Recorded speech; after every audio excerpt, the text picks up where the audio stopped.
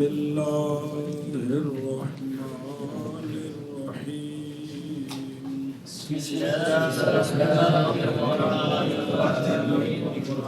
وقد علم بذلك حد كل صلى الله على نبينا الكريم وعلى آله وأصحابه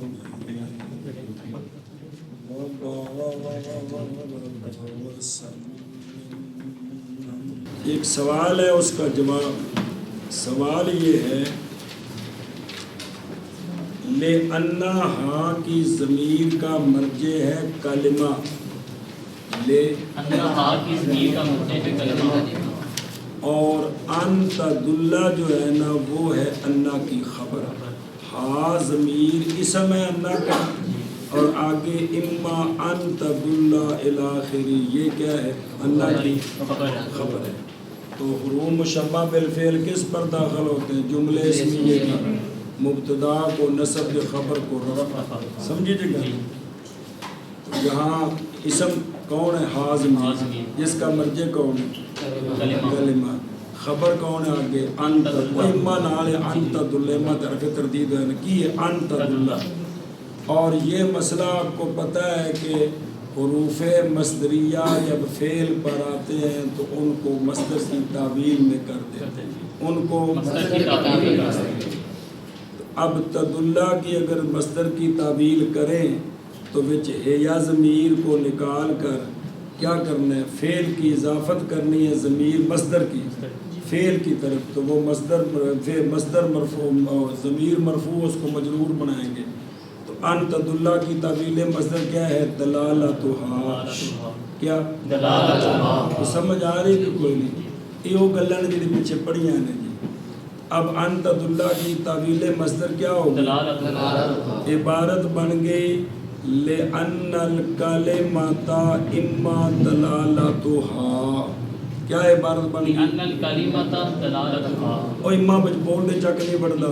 لِأَنَّ الْكَلِمَةَ إِمَّا تَدُلُّهَا اما إِمَّا دلالتھا. مر گئے ویسے ساری رات پٹ کے. ہا ضمیر کا مرجع ہے کلمہ. وہ جڑے سوال کرا رہے ہو صرف انہیں وجلاف دے مسئلے نے تاں کر کے کوشش کر رہے ہیں، ویسے چسکا نہیں. ہا ضمیر کا مرجع ہے کلمہ، یہ ہے مبتدا انا کا اسم.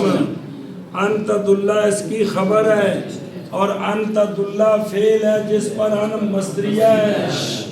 تو ان مصدریہ کیا کرتا ہے فعل کو؟ مصدر کی تعویل. ان تدلہ کی تعویل مصدر کیا ہے؟ دلالتھا. اب عبارت کیا بن گئی؟ لِأَنَّ الْكَلِمَةَ إِمَّا دلالتھا. اس لیے دلیل اثر بیان ہو رہی تھی نا، اس لیے کہ کلمہ یا دلالت کرنا ہے یا دلالت کرنا ہے. یہ معنی بن گیا کہ نہیں؟ کلمہ نہ معنی بنے، اس لیے کہ کلمہ یا دلالت کرنا ہے. اگوں میں کہا یا دلالت نہ کرنا ہے. تو جو دماغ حاضر کرو تو معنی ٹھیک نہیں. معنی ہوتا ہے کلمہ دلالت کرنے والا ہے یا دلالت نہیں کرنے والا. یہ دلالت کرنا ٹھیک نہیں ہے، بلکہ کلمہ کیا ہے؟ دلالت کرنے والا ہے. سمجھے جی گا. اور مسئلہ سمجھو. مسئلہ یہ ہے کہ کتنی باری سمجھایا کہ بھی پتر جی کہ مبتدا اور خبر جو ہوتے ہیں ان کا مصداق ایک ہوتا ہے، جس پر دونوں سچے آتے ہیں نا وہ ایک شے ہوتی ہے. کس کا؟ زید قائم. خارج میں جس پر سچے آ رہے ہیں وہ ایک کے جڑا کھلوتا ہے. زید آکل، یہ دو میں سچے آ رہے ہیں ان دے اتے جڑا روٹی پیڑ رہے ہیں. زید ماشن، یہ دو میں سچے آ رہے ہیں ان دے اتے جڑا دو ٹنگا والا ٹردا پہ. سمجھ آ رہی ہے؟ تو مبتدا خبر کا یہ دماغ جو مسئلہ آ گیا تو سوال بالکل سوکھا ہے، کھ بھی نہیں سمجھ آؤں. مبتدا اور خبر کا اور کئی بار تمہیں زید عدل ان کی پیچھے مثال گزری ہے کہ زید عادل ہے، زید عدل نہیں ہے، تو وہ مبالغے کے طور پر یہ بیان کرنے کے لیے کہ یہ خبر اس مبتدا کے لیے بہت زیادہ ثابت ہے، تو مشتقی کی بجائے مصدر ذکر کرتے ہیں، مراد ہوتا ہے زید عادل، لیکن اتنا عدل کرتا ہے کہ گویا عین عدل ہو گیا، تو مجازن کہہ دیتے ہیں کیا، سمجھے جی؟ تو مسئلہ سمجھو، ذات کے اوپر حمل جو ہوتا ہے جی وہ محض وصف کا نہیں ہوتا، محض زید عدل، یہ محض وصف کا عمل ہو کہ زید عدل ہے، یہ غلط ہے، بلکہ زید کیا ہے، عدل کرنے والا ہے۔ مجھ دودھ ہے کہ دودھ دینے والی ہے، مجھ پٹھے ہے کہ پٹھے کھانے والی ہے، مولوی تقریر ہے کہ تقریر کرنے والا ہے، سمجھ آ رہی؟ طالب علم پڑھنا ہے یا پڑھنے والا ہے، وہ کھانے سے پیر ہی جی۔ اب واپس آؤ، مبتدا خبر کا مصداق ایک ہوتا ہے، محض وصف کا حمل ذات پر ٹھیک نہیں ہوتا، محض وصف کا حمل ذات اور وصف تو مراد ہے معنی مصدری کی، مراد ہے معنی مصدری، انہوں آدھے نے محض وصف، اندہ حمل ذات ٹھیک نہیں، کیونکہ ذات جو ہوتی ہے وہ ہوتی ہے جس کے ساتھ معنی مصدری قائم ہوتا ہے، ذات معنی مصدری کا عین نہیں ہوتی، زید عین ضرب ہے بلکہ زید وہ ذات ہے جس کے ساتھ ضرب قائم ہے، زید ضارب ہے، زید ضرب نہیں ہے، زید علم نہیں، زید اگر زید علم ہو تو کیا ہو رہا ہے، محض وصف کا حمل ہے کس پر، زید ضرب میں، محض وصف کا حمل ہے ذات پر، دماغ کے دل میں وہ موجود ہے ٹھیک نہیں، کیونکہ ضرب ان کا معنی ہے مصدری، وہ خارج میں شیء کو نہیں ہے، زید ان کا معنی ہے وہ شخص وہ خارج میں موجود ہے، جبکہ مبتدا خبر کا مصداق کیا ہوتا ہے، ذات کا اور محض وصف کا مصداق ایک نہیں ہو سکتا، سنیے گا۔ اب واپس آؤ، سوال یہ ہے کہ کلمہ ہے ذات، کیا ہے، کلمہ ہے ذات، اس پر حمل کیا ہے محض وصف کا، کس کا، دلالت و ہا کا، کلمہ دلالت کرنا نہیں ہے بلکہ تو یہ عمل ٹھیک نہیں ہے، یہ یہاں یہ سوال ہے، جتنے بھی اس قسم دی آوے گی عبارت یہ سوال جواب ہونا ہے، سمجھ لو تو پھر فائدہ ہوگی جی۔ ہاں جی بابا جی کیا کہ جی خلاصہ، لأنہ ہا میں ہا ضمیر کا مرجع کلمہ اور کلمہ ذات ہے اور اس پر حمل ہے انت اللہ کا، تو یہ تعویل مصدر ہے، دلالتھا معنی بنا کے کلمہ کیا ہے، دلالت کرنا، تو یہ حمل ہے محض وصف کا کس پر، تو یہ ٹھیک نہیں ہے کیونکہ کلمہ دلالت کرنے والا ہے، نہ کہ دلالت کرنا ہے، سمجھیے بات، یہ سوال ہے، یہ سوال ہے، تو اس کا جواب ہے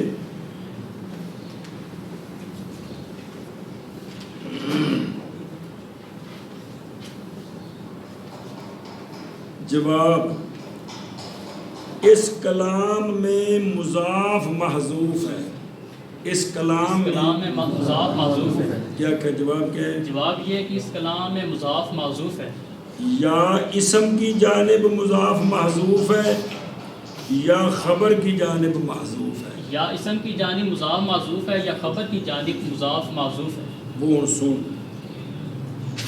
کہ لأنہ ہا ہے نا، لأنہ ہا مرجع کلمہ، اس ہا کا مضاف لے نکالیں گے حال، کیا نکالیں گے، عبارت بنے گی لأنہ حالہا دلالتھا، عبارت کیا بنے گی، انت اللہ دلالتھا، آپ پڑھ کے نہیں سمجھ آئی جی، حد ہوگی یار، کیا عبارت بنے گی، لأنہ حالہا، یہ ہا نہیں ہے گا، اندہ مضاف محذوف ہے کون، یہ اسم کون ہے، اندہ مضاف نال جوڑنا ہے، جنہیں داخل ہونا ہے کہ انہ تھلے، لأن حالا ہا دلالتھا، اب مانا ٹھیک ہے، اس لیے کہ کلمے کی حالت یہ ہے دلالت کرنا، کلمے کی حالت یہ ہے دلالت کرنا، یہ مانا ٹھیک مانا ہے، ٹھیک سمجھی گا؟ جی یا مضاف محذوف ہے خبر کی جانب، خبر کی جانب، یا مضاف معذوف ہے خبر کی جانب، خبر کی جانب،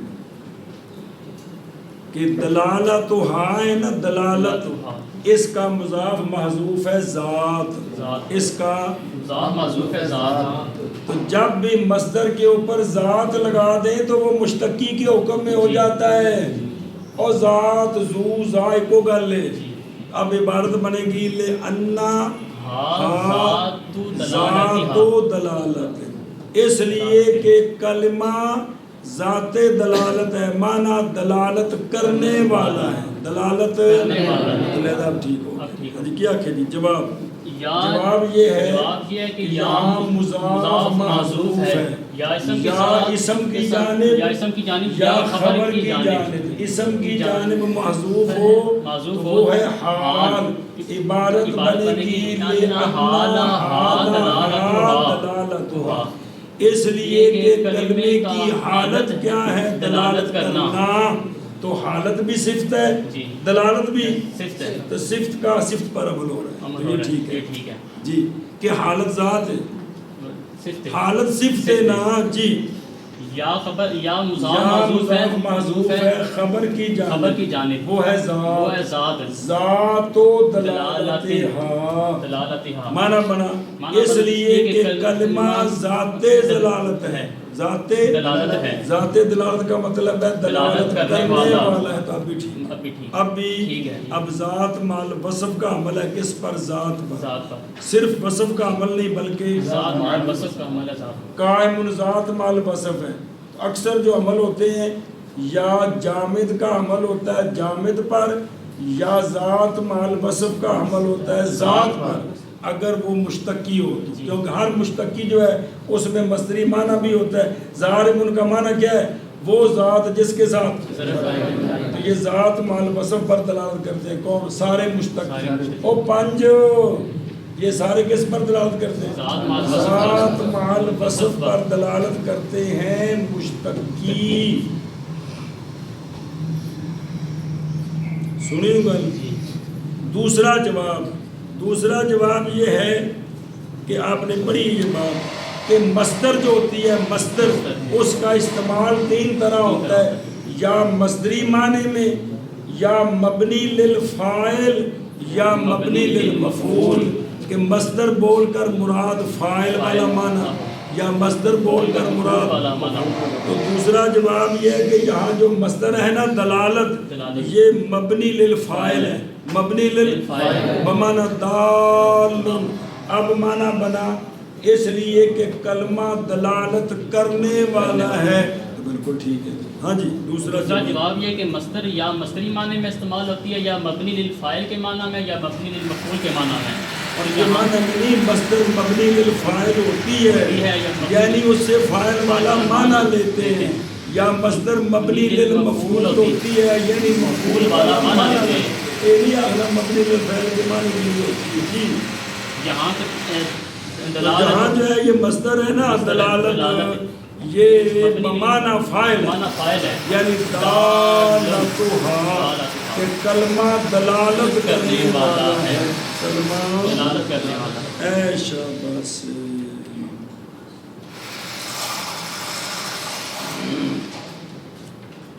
ایک مسئلہ، دوسرا مسئلہ، سوال ہے کہ لِأَنَّهَا دلیل حصر ہے کہ کلمہ تین قسموں میں بند ہے، تو مصنف نے پیچھے دعویٰ کوئی نہیں کیا کہ کلمہ تین قسموں میں بند ہے، صرف اتنا بتایا کہ کلمہ اسم ہے، فعل ہے، حرف ہے، یہ تو نہیں کہا کہ تین قسموں میں بند ہے۔ تو دلیل حصر تو تب ہوتی ہے جب پہلے حصر ہو کہ یہ چیز اتنوں میں بند ہے، کیوں بند ہے اس لیے، تو یہاں دلیل حصر کی ہے، پیچھے حصر بیان کیوں نہیں کیا؟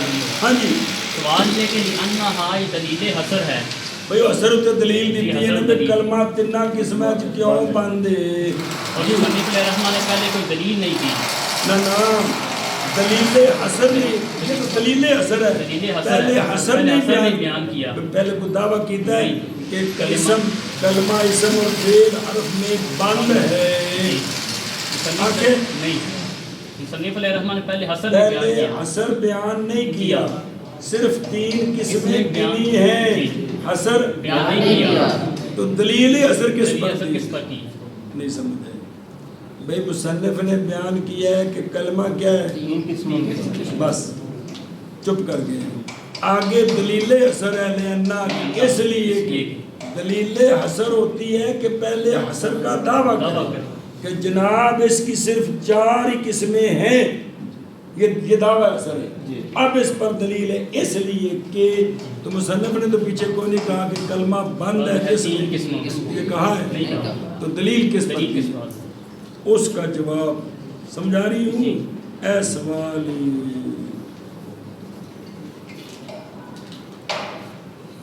جواب یہ ہے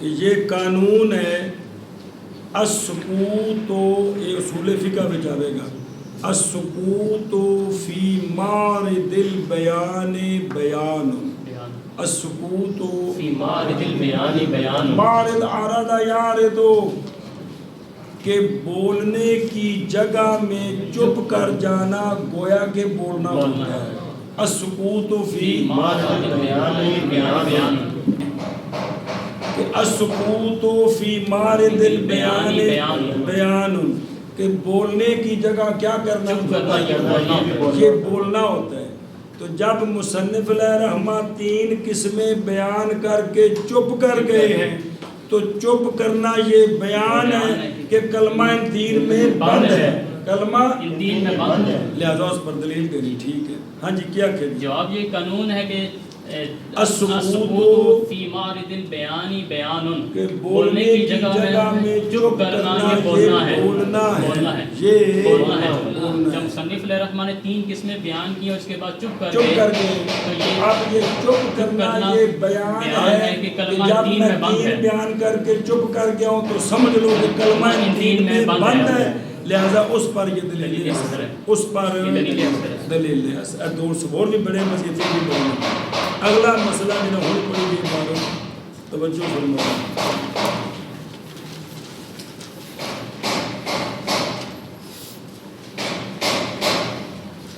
مصنف علیہ، پہلے مسئلہ سمجھو، مصنف علیہ رحمہ فرماتے ہیں کہ یہ جو دلیل حسر ہم نے بیان کی ہے، اس دلیل حسر کے ذریعے اسم فعل حرف تینوں کی تعریف سمجھ آ گئی۔ مسئلہ مصنف علیہ رحمہ فرماتے ہیں کہ یہ جو ہم نے دلیل حسر بیان کی ہے، اس دلیل حسر سے اسم فعل حرف تینوں کی تعریف سمجھ آ گئی۔ ہاں جی کیا مصنف علیہ الرحمہ فرماتے ہیں کہ یہ جو ہم نے دلیل حسر بیان کی ہے، اس دلیل حسر سے ہمیں اسم، اس کے ذریعے ہمیں اسم فعل اور حرف کی تعریف سمجھ آ گئی۔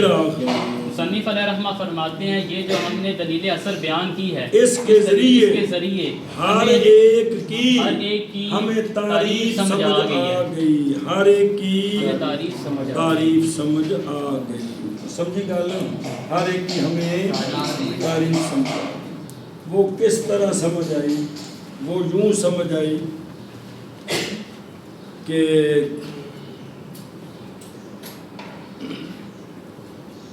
جب مصنف نے کہا نا، وہ تو دھیان کرو متن پہ، الثانی الحرف، کیا الثانی الحرف، اب مراد ثانی سے کیا ہے؟ پیچھو دلیل کے دھیان رکھو کہ ما لا يدل على معنى في نفسها بل يحتاج الى انضمام کلمات اخرى الیہا، یہ بات سمجھ آ گئی کہ بھئی ثانی کیا، اس سے کون مراد ہے کہ وہ کلمہ جو نہ دلالت کرے معنی پر فی نفسها، جو معنی پر فی نفسها دلالت نہ کرے، بلکہ محتاج ہو معنی پر دلالت کرنے میں دوسرے کلمے کا، تو یہاں سے ہمیں حرف کی تعریف سمجھ آ گئی کہ حرف وہ کلمہ ہوتا ہے جو معنی پر فی نفس یا دلالت نہیں کرتا بلکہ اپنے معنی سمجھانے میں غیر کا محتاج ہوتا ہے.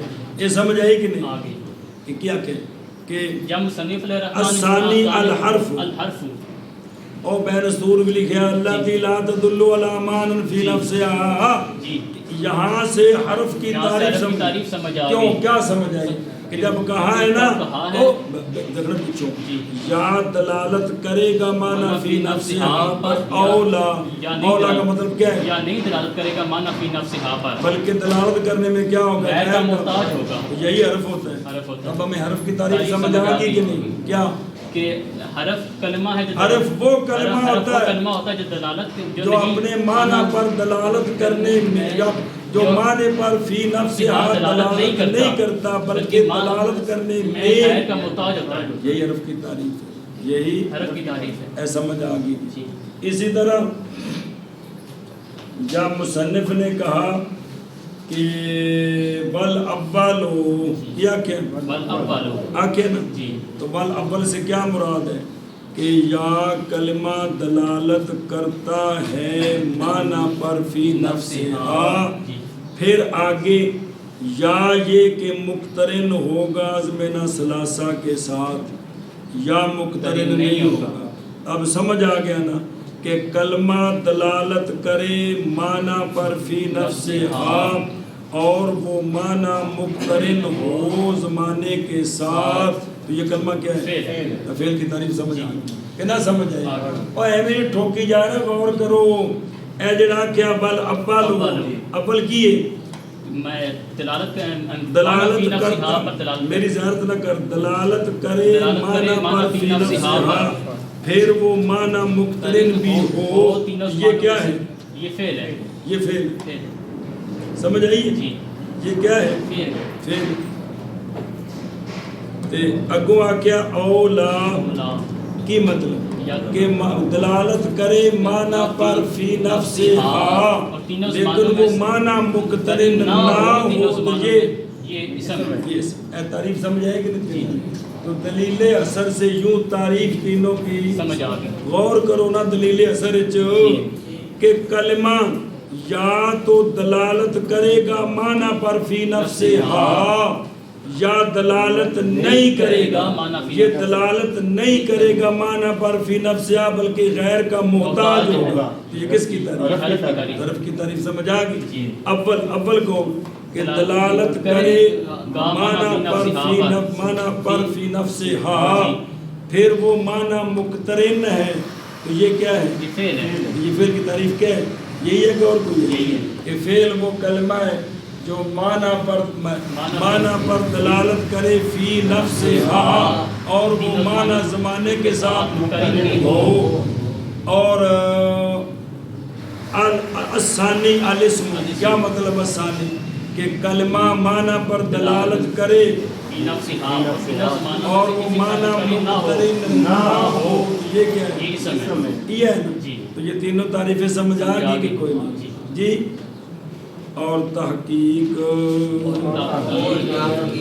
معلوم ہو گئی اس دلیل حصر کے ساتھ حد ہر ایک کی ان تینوں سے. جی. اور تحقیق معلوم ہو گئی اس دلیل اور تحقیق معلوم ہو گئی اس دلیل حصر کے ساتھ حد ہر ایک کی ان تینوں سے. اور تحقیق معلوم ہو گئی اس دلیل اثر کے ساتھ حد ہر ایک کی ان تینوں سے. ہر ایک کی کیا ہو گئی؟ حد سمجھا. سمجھیے ایک دو گلاں ذرا توجہ کریں. سوال ہے، توجہ کریں جی. او منطق کے پڑھے سے ایسا ہوتی ہے کہ جو فصلیں ہوتی ہیں تعریف مرکب ہوتی ہے مولوی جی جنس اور فصلوں سے. کس سے؟ جنس شمول کا فائدہ دیتی اور فصل فصل امتیاز کا فائدہ تب دیتی جب ہو، جب آپ ہو نا، یا آپ ہی کوئی نہیں تو نے کوئی امتیاز کا فائدہ دینا ہے۔ تو یہ جو حد ہوتی ہے نا، شے کی حد جو منطق میں پڑی ہے، اس میں جو فصل ہوتی ہے اس کو مکوّم کہتے ہیں۔ کیا کہتے ہیں؟ مکوّم، کہ جو سافل کا مکوّم ہوتا ہے وہ عالی کا بھی مکوّم ہوتا ہے۔ یہ گلا پڑھی نہیں، جو عالی کا مکوّم ہے ضروری نہیں کہ سافل کا بھی مکوّم ہو۔ تو فصل مکوّم ہوتی ہے۔ کیا ہوتی ہے؟ فصل مکوّم ہوتی ہے۔ وہ تو لکھا نا حاشیہ نمبر 3، لکھا کہ نہیں جی؟ او نظر آ رہے ہیں کہ فصل مکوّم للماہیت ہوتی ہے۔ لکھا نا یہ کون لکھا ہے؟ اسی واسطے منطق پڑھائے کہ کوئی پلے پڑے جی اور ادھر نہ بے کون دھیان کرو کہ جو فصل ہوتی ہے وہ مکوّم ہوتی ہے، یعنی شے کو بناتی ہے۔ تو بنانا تو تائیں میں میز یا لکڑیاں ہوں گے تو میز بنے گا، سمجھی دے۔ اب یہاں سوال ہے کہ دوسری گل بھی ذہن چ رکھ لو کہ منطق کی کتابیں یہ بھی پڑھایا سی کہ یہ مورف کی جو 4 قسمیں یہ منطقیوں کے ہاں ہیں۔ یہ علوم کے اندر مطلقاً حد بمانا مورف ہوتا ہے، یاد ہے؟ حد بمانا خاص ذاتیات سے مرکب ہو اور زیاد سے پھر کچھ جواب بھی چھوڑا، لیکن تو پہلے دس رہے ہیں کہ اتنے یہ بھی گل منطق کے پڑھی ہے دونوں گلاں، اور یہ بھی پڑھا ہے کہ منطقیوں کے نزدیک حد وہ ہوتی ہے جو شے کے ذاتیات سے مرکب ہوتی ہے، جنس قریب فصل قریب سے، یا جنس بعید اور فصل قریب سے، حد جو حد تام اور حد ناقص ہوتی ہے۔ سوال یہ ہے ان تعریفوں کو مصنف نے حد کہا ہے، ان تعریفوں کو مصنف نے حد کہا ہے، یا کیا نہیں حد و کلے حد ہوگی یار، ان تعریفوں کو مصنف نے حد کہا ہے۔ تو اس تعریفوں کے اندر جو کلمہ حرف ہے اس کی تعریف میں ہے کہ معنی پر دلالت نہیں کرے گا، معنی پر دلالت نہیں کرے گا۔ یہ دلالت نہیں کرنا عدم ہے کہ وجود ہے؟ عدم ہے۔ تو عدم جو ہے وہ فصل مکوّم نہیں بن سکتی، عدل فصل مکوّم عدل نہیں، عدم فصل مکوّم نہیں بن سکتی۔ تو حرف کی تعریف میں تو عدم ہے، کیا کہ معنی پر دلالت نہیں کرے گا۔ اسی طرح اسم کے اندر یہ ہے کہ وہ معنی تینوں زمانوں کے ساتھ مقترن نہیں ہوگا، یہ کیا ہے؟ یہ بھی عدم۔ تو حرف اور اسم کی تعریف میں تو جو فصلیں ہیں وہ تو عدم ہے، تو عدم جو ہے وہ فصل مکوّم نہیں بن سکتے۔ مکوّم شے کو وجود دینا تو اس کو حد کیوں کہا؟ اس کو حد تو وہ ہوتا ہے جس میں فصل مکوّم ہوتی ہے، یعنی وجودی شے ہوتی ہے، یہ آدمی نہیں۔ فعل تو ٹھیک ہے کہ معنی پر دلالت بھی کرتا ہے، معنی زمانے کے ساتھ مقترن بھی ہے، یہاں تو سارا وجود ہے، باقی دو میں تو عدم ہے کہ نہیں، کہ حرف وہ ہے جو معنی پر دلالت ہی نہیں کرتا، اسم وہ ہے جو معنی پر دلالت کرتا ہے لیکن وہ معنی مقترن نہیں، تو ان میں تو عدم آ رہا ہے، تو عدم جو ہے وہ فصل مکوّم نہیں بن سکتا، تو یہ حد کیوں کہا؟ حد ہوگی۔ ہاں بھائی شاہ سوال ہے کہ مصنف علیہ الرحمٰن نے کہا ہے کہ مصنف نے ان تینوں کی تعریفوں کو حد کہا ہے کہ ہمیں اس وجہ اثر سے تینوں کی حد معلوم ہوئی، تینوں کی حد وہ ہوتی ہے جس میں جنس ہوتی ہے اور فصل مکوّم ہوتی ہے۔ فصل مکوّم کا مطلب مولوی جی چٹکا مانا کہ وجودی شے ہوتی ہے، کیا ہوتی ہے؟ فصل مکوّم وجودی شے کو کہتے ہیں۔ تو ایک میں صرف جو فعل ہے اس میں وجودی شے ہے، باقی دو میں عدم ہے۔ حرف میں کیا ہے کہ معنی پر دلالت نہیں کرتا، یہ عدم ہے کہ اسم کے اندر ہے کہ وہ معنی زمانے کے ساتھ مقترن نہیں ہوتا، یہ کیا ہے؟ تو لہذا چلو حرف فعل کی تعریف کو تو حد کہہ سکتے ہیں، ان دونوں کی تعریف کو حد کیسے کہا ہے جبکہ دونوں میں عدم ہے؟ فصل مکوّم وہ ہوتی ہے جو وجودی ہو، اور یہ ان دونوں میں تو عدم ہے۔ تو اس کا جواب یہ ہے کہ یہ نحو کی کتاب ہے، یہ نحو کی کتاب ہے۔ تو علوم کے اندر منطقیوں کے علاوہ باقی علوم میں حد بمانا معرف، حد بمانا جامع ماننے، حد بمانا جامع ماننے کا مطلب ہوتا ہے جامع کہ تعریف جو ہوتی ہے اس کی دو خوبیاں ہوتی ہیں، तारीफ वो होती है कि एक दिन समझाया कि मुअर्रिफ भी मौलवी जी कुल्ली होता है कौन ते मुअर्रिफ भी ते कुल्लियां थले की होंदे ने अफराद बोलो तो तारीफ के अंदर दो खूबियां होती हैं कि मुअर्रफ के जितने अफराद हैं उन सब पर तारीफ सच्ची आए मुअर्रफ के इसको कहते हैं ये तारीफ जामे है ये तारीफ और दूसरी खूबी ये होती है कि जो मुअर्रफ के फर्द नहीं उन पर सच्ची ना आए इसको कहते हैं तारीफ दुखूले गैर से माने दुखूले गैर किंदे थले मुअर्रफ थले समझिए अगर तारीफ जामे ना हो इस पर भी इतराज होता है माने ना हो इस पर भी तारीफ जामे है का मतलब क्या है कि तारीफ मुअर्रफ के सारे फर्दों पर तारीफ माने है क्या मतलब है मुअर्रफ का जो फर्द नहीं उस पर सच्ची नहीं आता ये तारीफ माने है क्या मतलब मुअर्रफ का जो फर्द नहीं उस पर तारीफ सच्ची ना आए तो तारीफ जामे माने कि जितने अफराद हैं मुअर्रफ के उन पर सच्ची आए किसी गैर पर सच्ची सब पर सच्ची आए तो ये तारीफ क्या होगी और किसी गैर पर सच्ची ना आए तो उन वापस आओ कि इन उलूम के अंदर ये जो तारीफें करते हैं ना ये हद मुअर्रिफ ये मुतलकन माना होता है मुअर्रफ जामे माने मुअर्रिफ तारीफ जामे माने यानी यहाँ हद बमाना तारीफ जामे माने हद बमाना तारीफ जामे माने तो ये जो तारीफें की हैं जामे माने हैं कि नहीं है कि हरफ वो कलमा है जो माने पर दलालत नहीं करता यहाँ से इसम और फेल निकल गया कि नहीं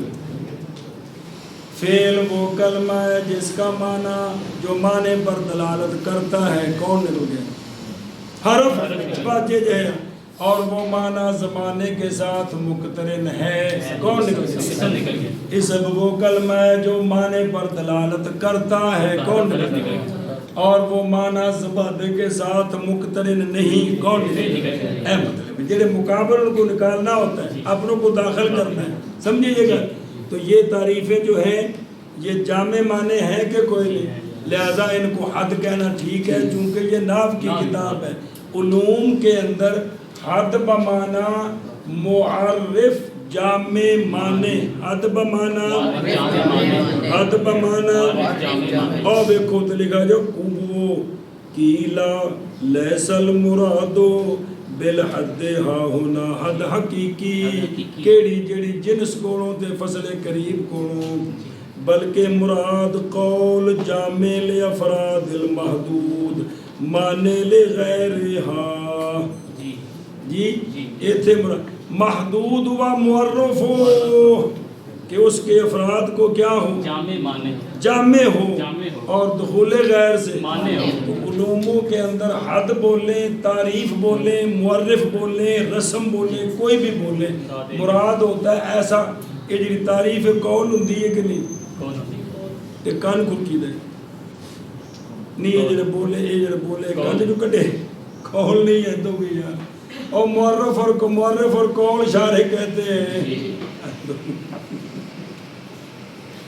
तो कौल वही कह रहे कौल जामे माने की कह रहे कौल जामे माने कह नहीं रहे जी भाई तारीफ कौल नहीं होती तो जामे माने तो उलूम के अंदर हद और मुअर्रिफ से मुराद क्या है तारीफ जामे माने कौल जामे माने समझी गल लिहाजा हद कहना ठीक है हद कहना कोई हर्ज नहीं है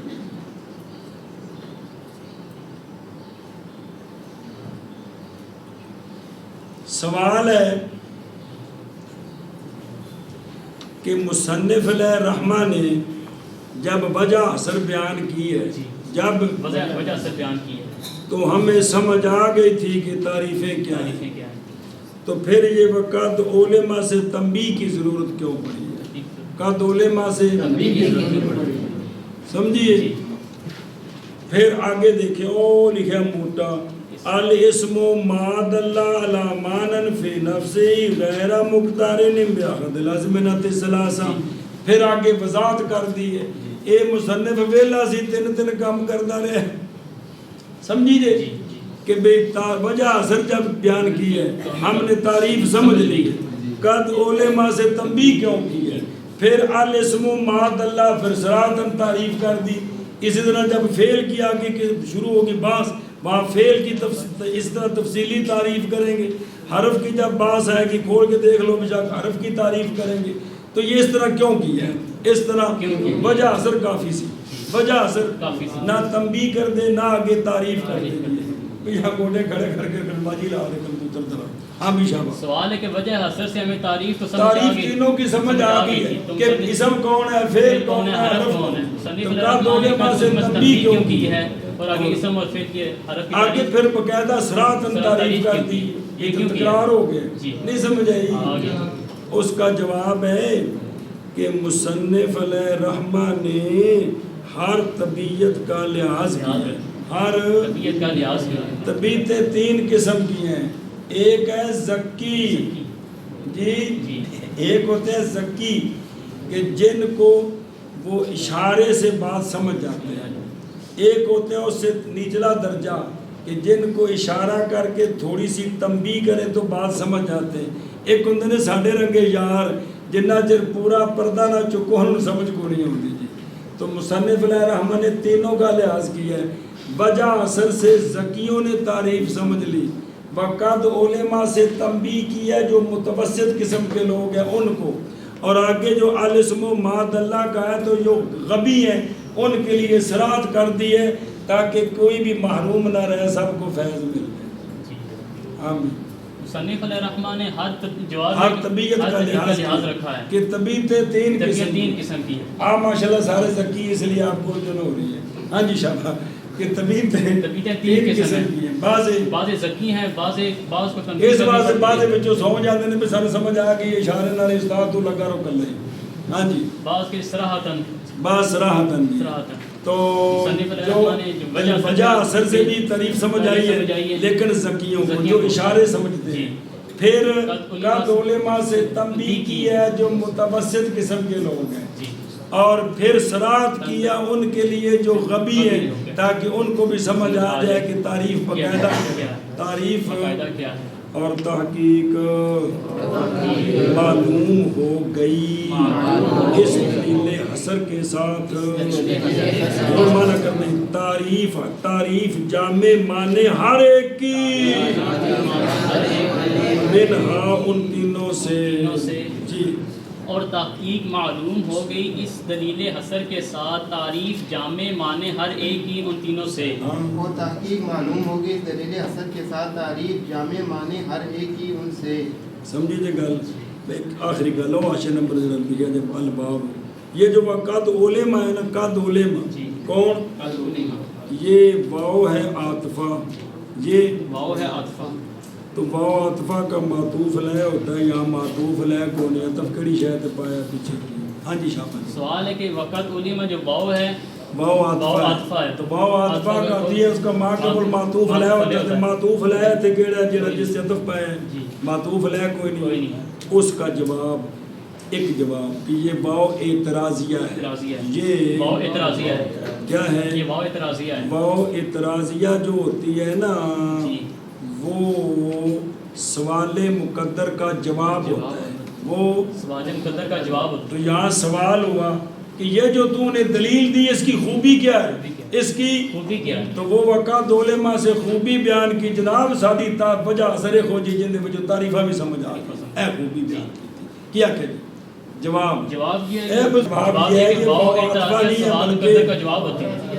واو عاطفہ نہیں ہے بلکہ یہ واو اعتراضیہ ہے. اے جواب ہو گیا بس. یہ مکی گل ہی نہیں. یہ واو جب عاطفہ نہیں تو عطف والا سوال ہی ختم ہو گیا. اب یہ ہے کہ واو اعتراضی نمی گل ہی اگلی واو اعتراضیہ جو ہوتی ہے وہ سوال مقدر کا جواب ہوتا ہے. سوال مقدر کا جواب ہوتی ہے. تو یہاں کون سا سوال ہے. سوال یہ ہے کہ یہ جو آپ کی وجہ اثر ہے اس کی خوبی کیا ہے. تو جواب دیا کہ اس کی خوبی یہ ہے کہ اس سے ہر ایک کی تعریف سمجھ آ گئی. سمجھیے گل. جی. تو یا دوسرا جواب بھی اور لکھے ہوتے کہ یہ واو عاطفہ ہے اور اس کا معطوف لے محذوف ہے. یہ واو معذوف ہے. او قد تبینا و قد علما. قد تحقیق واضح ہو گئی اور تحقیق معلوم ہو گئی. اس توجہ اثر کے ساتھ تعریف آ رہی. تو قد علما سے پہلے قد تبینا مقدر ہے, وہ معطوف علیہ ہے, اس پر اس کا عطف ہے. ہاں جی. دوسرا جواب یہ ہے کہ یہ واو عاطفہ ہے اور اس کا معطوف علیہ محذوف ہے, مقدر ہے. وہ ہے قد تبینا و قد علما. قد تبینا و قد علما.